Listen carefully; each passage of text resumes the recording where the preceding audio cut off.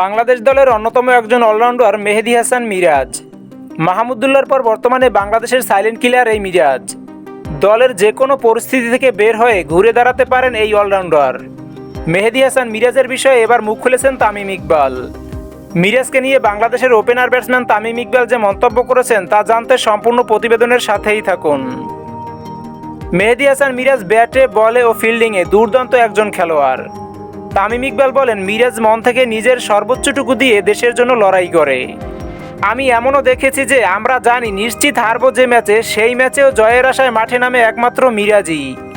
দর্শক, মেহেদী হাসান মিরাজ সবসময়ই একটা ভালো খেলা উপহার দেওয়ার চেষ্টা করে, তা আমরা মাঠের খেলায় সবসময়ই দেখতে পাই। দলের কঠিন অবস্থা থেকে দলকে বাঁচাতে নিজেকে কঠোর পরিশ্রমী হতে দেখেছি আমরা সবাই। তামিম ইকবাল মিরাজকে নিয়ে আরও বলেন, মিরাজ গ্রাম থেকে উঠে এসেছে। বোর্ডে তার কোনো ক্ষমতা না থাকায় পাপনের সময় অনেকবার তাকে অবহেলা করে বসিয়ে রাখা হয়েছে। যে কিনা দলের ক্যাপ্টেন্সি করার ক্ষমতা রাখে এবং দলের ঢাল হয়ে নিজেকে মেলে ধরতে পারেন, তার সাথে অনেকবার অন্যায় করা হয়েছে। বিসিবির এমন দুর্নীতিতে বাংলাদেশ দলটাই যেন হারিয়ে যেতে বসেছিল। মেহেদী হাসান মিরাজ নিশ্চিত হারা ম্যাচেও ম্যাচ জেতার আশায় মাঠে খেলতে নামে। দর্শক, মিরাজকে নিয়ে তামিম ইকবালের মন্তব্য আপনাদের কেমন লেগেছে তা কমেন্ট করে জানিয়ে দিন।